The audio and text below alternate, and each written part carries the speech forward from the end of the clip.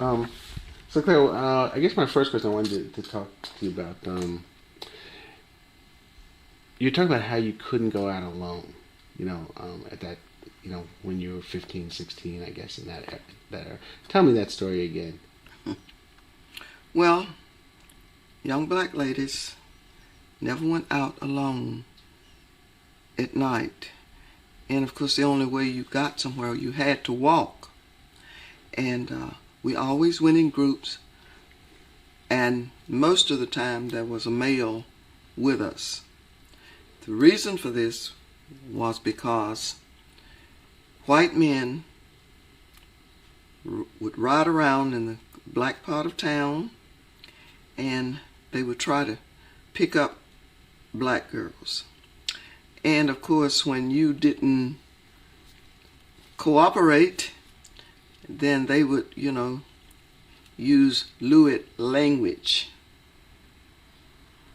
about what they wanted to do to you and all this kind of stuff.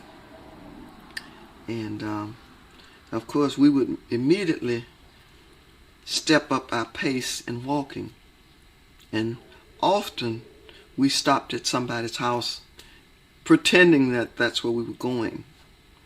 And we would wait until their car had left. And then we would come out and proceed wherever it was we were headed for. So that actually happened to you? Yes. Really? That happened to me one night. I was bold enough to walk alone. And at that time I lived on Scott Street. And I was going to a friend of mine's house that lived on Stone Street. And I had gotten to Percy Street, and this car drove around with a couple of white guys in it. And they started asking me, about going with them. I ignored them, walked faster, and I turned and went into a friend of mine's house on Percy Street. Then when they left, I proceeded, which was right around the corner on Stone Street. And of course then my friends, walked back with me. So I didn't go back home alone, not all the way, but to the corner so they could see me home. Mm-hmm. Can we go for a second? Sure. Yeah.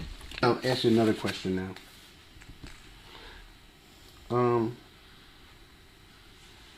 There's a lot of talk about people going north and to Chicago and stuff like that.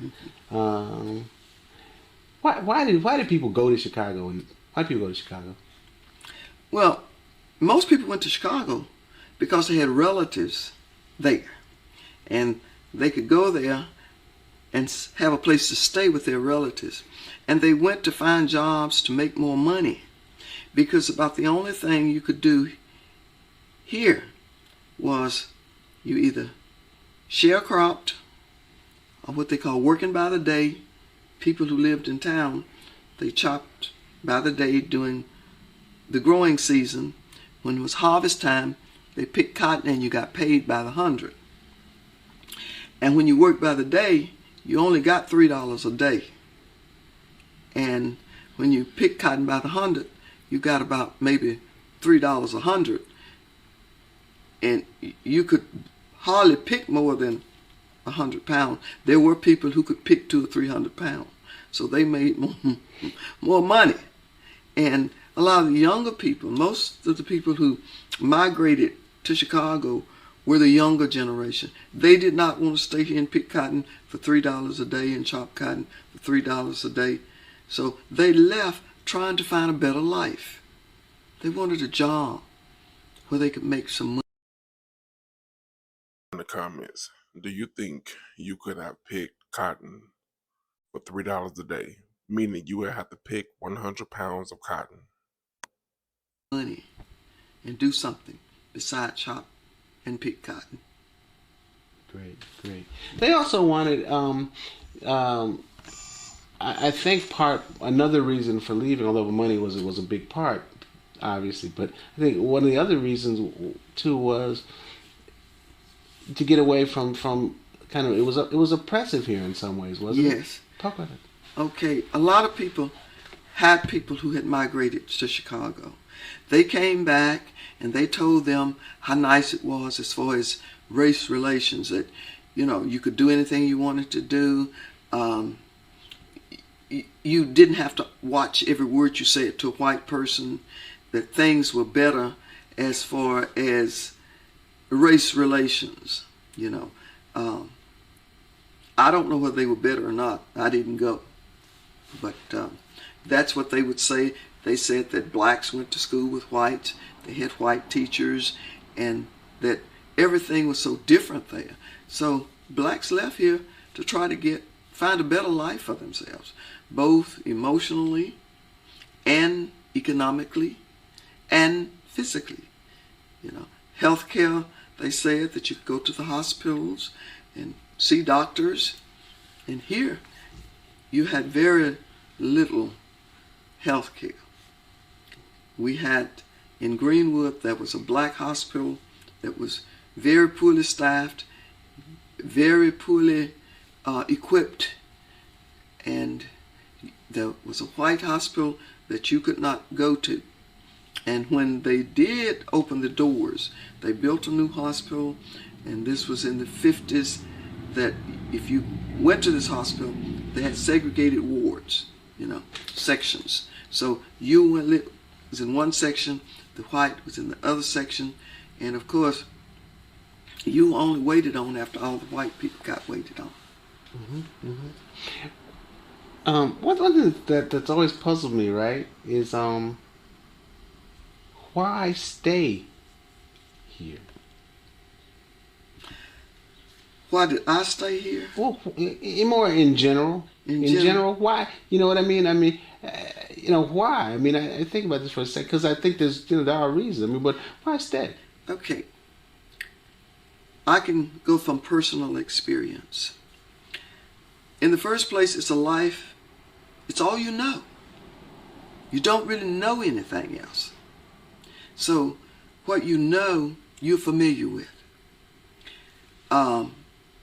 I left here in the must have been around. Comments. Why do you think black people stayed down south, even though it was proven that you had a better life in other places? 60, and I enrolled in the Teachers College up at Columbia University because my mother lived in New York, and I could walk to Teachers College. And while there, I decided to browse, because New York wasn't like it is now. So in my going to different places, and a lot of times I didn't know where I was, I found that it was just as segregated there as it was here. I found that everybody in authority in the agencies and businesses that I went to was white. Okay. So I didn't see that much difference, except I knew, you know, my place. Everybody had a place. I knew my place here. How are we doing? Okay. I'm going to How did this is a new question. You know, we talked a little bit about, you know, well, let me just ask you the question. How did you know your place here? You know, I'm really interested in how we learn, you know, what we can do or what we can't do or what we should. Do you know what I'm saying? As we were talking, Emmett Till didn't know because he was from somewhere else. But you know, how did you learn? How did kids in the South learn what they could do and what they couldn't do? From the earliest of your recognizing who you were, you knew that when your parents, first place you go with your parents.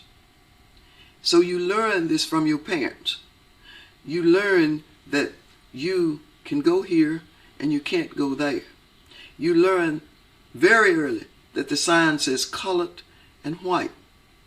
Even if you can't read, you know the difference just by looking at it. You also learn by observation. You see whites over here, blacks over here. And if you accidentally, as a young child, go to a white water fountain, your parents immediately tell you, you can't go there. You have to drink from this fountain. That's for the white folks, and you can't go there. So this is something you grow up with from the earliest time in your life. This is what you see and what you experience. So it's just like growing up anywhere. You know, you do what you are trained to do as a very young child. Great. I wanted to ask you that question again about walking alone. Okay. We did change the lights here and everything's a little bit different. So I'm sorry. Sorry. Talk to me a little bit about as a young girl, could you just go out and walk freely? No. You never go out and walk alone. You always walked. If you went anywhere, you walked in groups of young girls. I'm sorry. I shouldn't have stopped you. I just wanted you to say young girls because it might have been a little bit different for boys. Young black girls? Yeah, young black girls. Yeah. Okay, let me start you again. So as a young black girl, could you go anywhere? Not alone. You could not walk alone. Within the city, because if you walked alone, you were subject to be stopped, accosted by white men who were driving through your neighborhood and propositioned.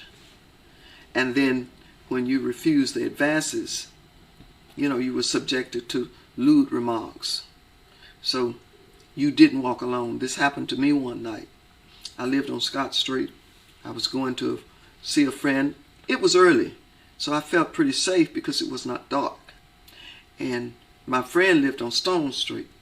When I got to Percy Street, this is where they drove their car by to stop me. Of course, I picked up my pace and kept walking, and they, just driving along beside me.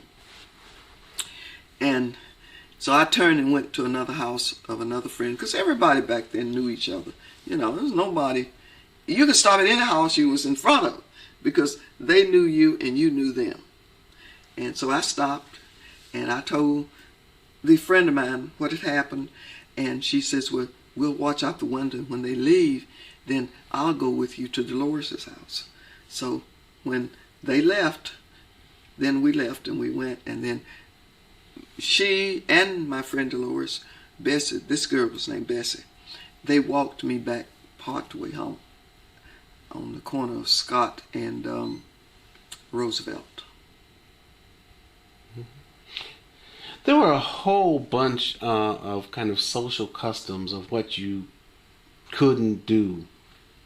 The way you were supposed to act with white folks. Can you talk to me a little bit about what was it that you were supposed to do and you weren't supposed to do with white folks? Well, you didn't really have a whole lot of contact with whites unless the most contact you had with whites was you worked for them. You didn't attend school. There were no social functions that you attended with white folks. Your contact was usually in a place of business or a place of work. You always said yes ma'am and no ma'am, because black kids then were taught to say yes ma'am and no ma'am to your elders anyway. But even if they were a young white girl your age, you were supposed to say yes ma'am, or call them miss. And the young boys called them Mr.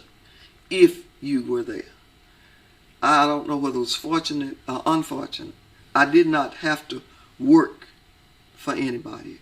I had very little contact with whites, except if I went into a place of business.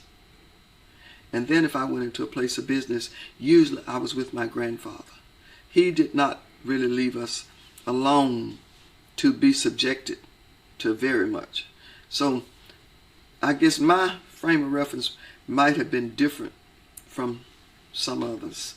Mm-hmm. When you were talking about, being a young girl and not being able to walk alone, and, you need, you would need to walk in groups and stuff like that. What recourse did you have if something happened? Nothing. There was no recourse at all. If a white man got a young girl and took her out and there were multiple rapes, there was no arrest, no investigation, or anything. You were just raped if this happened. Now, I don't know personally of anybody who this happened to. But I know there was no recourse to anything that happened to blacks, period. Tyler? I just wanted you to give me a little bit more on that because I just started talking over that. So you were saying there's no recourse? You want a story? No, yeah. Well, I have a story. Okay, give me a story. And I guess this happened, around 46, 47, when I was in school out at T-York. A plane fell, and back then, the only time we saw an airplane was it was flying over. And so my grandfather let school out, and we all went across the field to see this airplane that had fallen. When we got there were several men there, and they were like standing around, walking off, saying, the plane hit the ground here, and it skidded so many feet this way. Well, there was a man, and I don't remember his name, a black man, but he had on his right hand, all of his fingers were missing except a thumb, and he kept it like in a pocket. And this white man, his name was Mr. Waller. That's all I remember. I don't know his first name. But he came up behind him and he cursed and says, "Didn't I tell you to move?" Well, the man just kind of looked around at him, and we thought he hit him up beside his neck. But he did not hit him. He cut his neck with a knife. And as he passed us, my grandmother screamed and said, "He cut him." And the man looked at her and said, "He sure did," and walked on by. And then he fell. He began to fall, and some men caught him.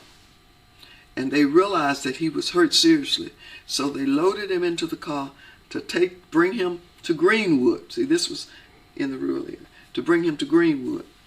But before they could get him here, the man had bled to death. And the only person he could have seen when he got here was a black doctor, and that doctor was named Dr. Lane.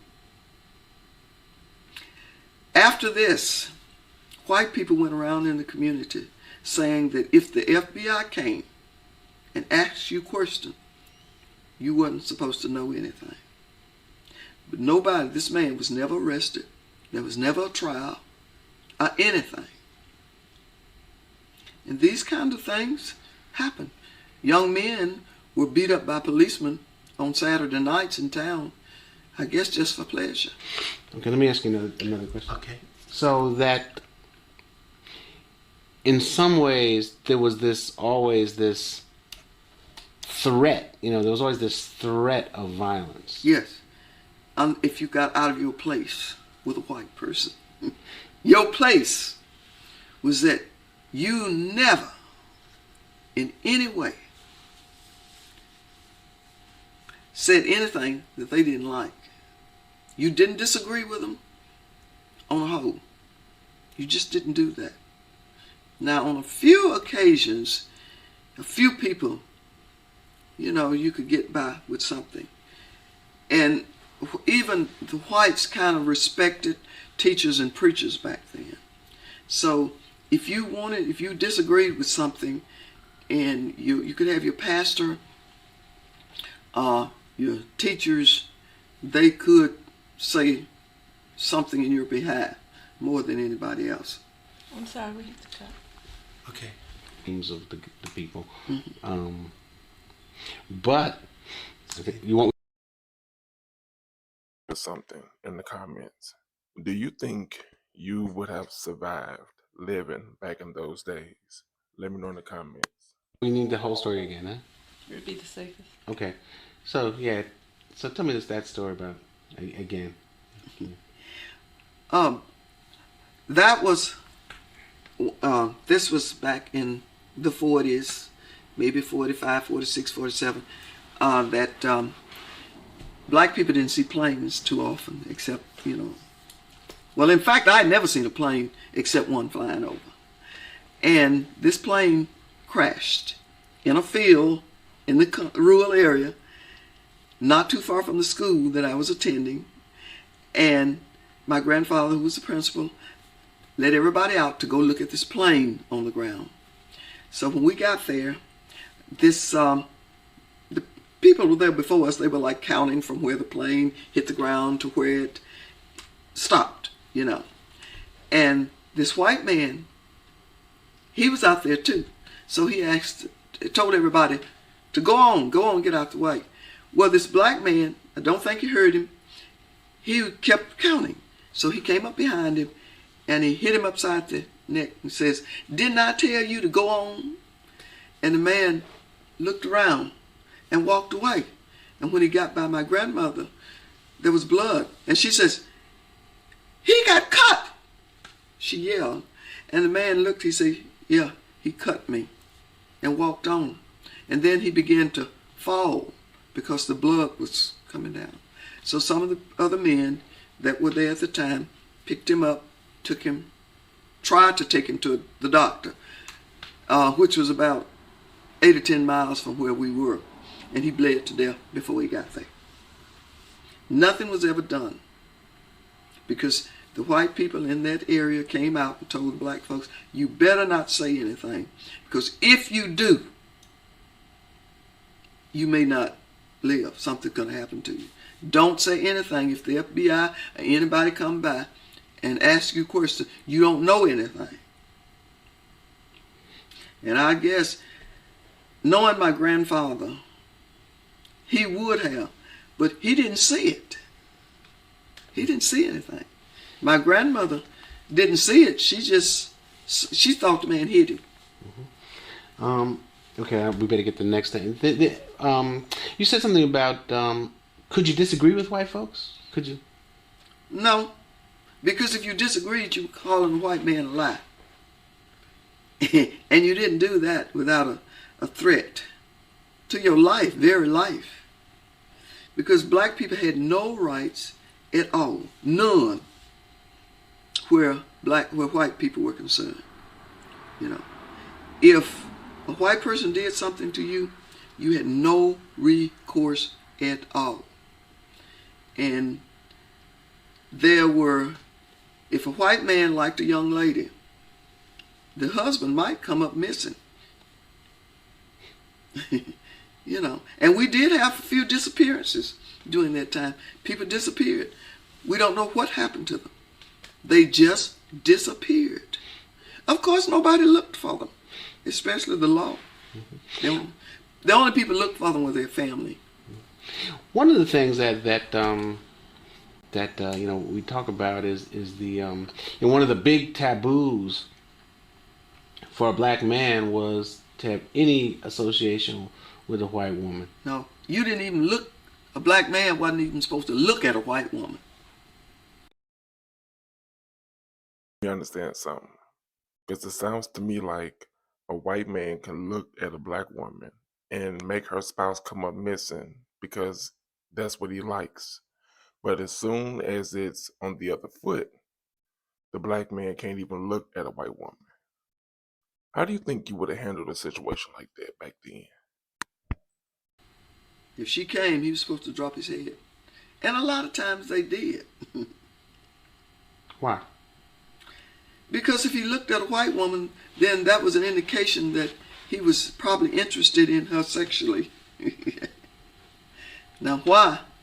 Because some of them look so bad, big, fat, and ugly, and just like anybody else. So, but just because she was white, I guess they thought black man wanted her. Mm-hmm. One of the things that always is interesting to me is how white people were with black women, Mm-hmm. And it seems like they kind of turned it around on us. Do you know what I'm saying? I don't know if this is part of the film or not, but it does seem like that's part of what was going on. there were black women who were known to have white men. And most of these black women who had white lovers, most of the black men had to try to stay away. Because if this woman was going with this white man's lover, then you didn't, as they said, mess with her. Okay, that's cut for a minute. Sure. You want some water? Or juice? Stop if that's a problem. I mean, Let's pick it up Should I stop for a or minute? swallow. Oh, we're getting close. Okay. Speak. Okay. You're familiar with the town of Money, right? Oh, yes. Paint me a picture of Money. Most people who see this are never gonna been to Money. They're never gonna go to Money. You know, but they're gonna hear a lot about Money. What was the town of Money like? The town of Money was one street. In the comments, have you ever heard of the town of Money? Because I'm going to be honest with you. This is the very first time I've ever heard about this in my 44 years of living. With maybe 5 or 6 stores, but that's all. Just one street. Wasn't much. Wasn't really a town. Just one little street. Everything was right there.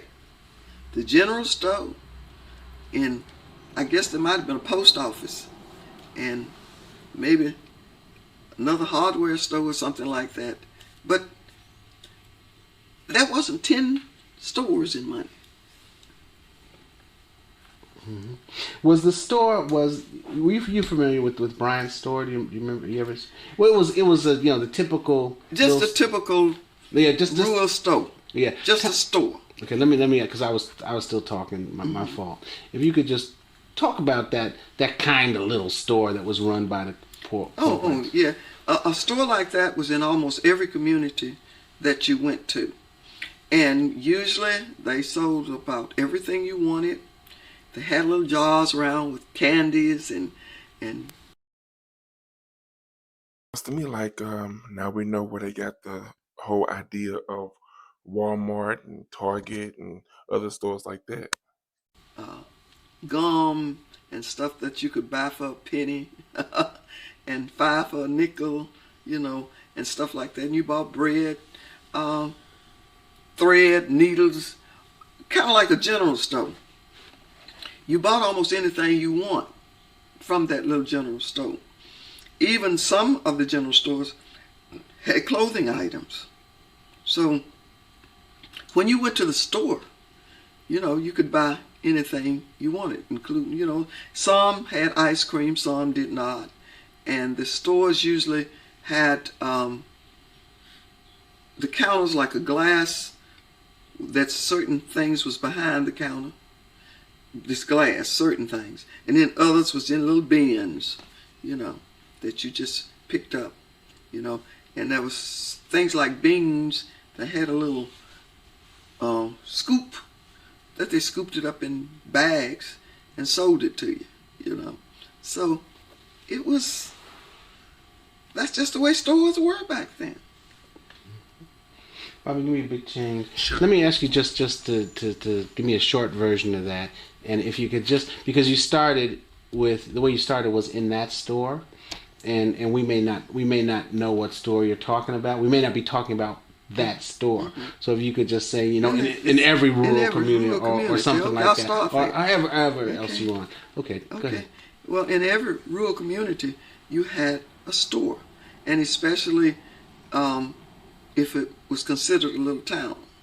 And you might have had a store and a post office. But in all rural stores, if you went in one, you went to another. And they had, where they kept the meat was behind the glass. And if you wanted some, cheese and stuff, they would cut it for you. Then they had beans and rice and stuff in barrels, and pickles in barrels, and rice and beans and stuff like that. They'd take a scoop, and they had bags, and they would put it in a bag, and had these great big jars of pickle. If you wanted to buy a pickle, they had a great big fork. They'd take the fork, get the pickle, stick it in a bag, and hand it to you, Okay. Were these stores? So these stores were run by black people. No, white. Tell me that. Only white people. You didn't have any stores set up as such that were run by black people, not in the rural areas. Now, when you came to places like Greenwood, and but not Money. Money was too small. But Greenwood had, in the black neighborhoods, you had stores that were run by some blacks. Okay, let me ask you that again, and we don't need to go into Greenwood because we'll be talking about these rural areas. So if you could just tell me who ran the stores in these. Always white people ran the stores in the rural areas. Okay, and I'm gonna have to ask you again. Wait, if you can't, just wait a split second after I finish because we're kind of both talking at the same time. Okay. So who ran those stores? The whites always ran the stores in the rural areas. No blacks ever owned a store. Usually, the person who ran the store, it belonged to the landowner who owned the land. And they always had a general store that you could get anything that you want. And most black people had accounts at these stores. I think though that the little store in Money was a real little one, and so sometimes if it was a smaller store, it might be run by kind of poor white people. Yes. Can you tell me that? But you see, Money was considered a little town. And in little towns, you had several stores. And all of these stores were run by whites in a town the size of Money. And like Itabena, small places like that. Okay. Let's cut for a second. Sure. Was there hope that justice would be done? There might have been hope, but not expectations. Nobody expected anything to be done. Because then, no black could sit on a jury. And whatever they said was gospel. Black people's testimony was not going to be considered, and we all knew that in the beginning. We knew a trial was just a trial, that there would be no justice with whatever a white did to a black. We knew that.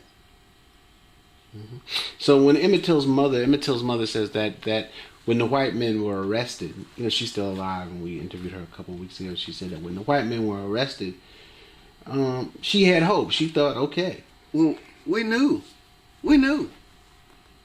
that it wasn't anything going to come of it. I mean, they were arrested because of the news media. There was so much publicity about that case. And that's the only reason they were arrested.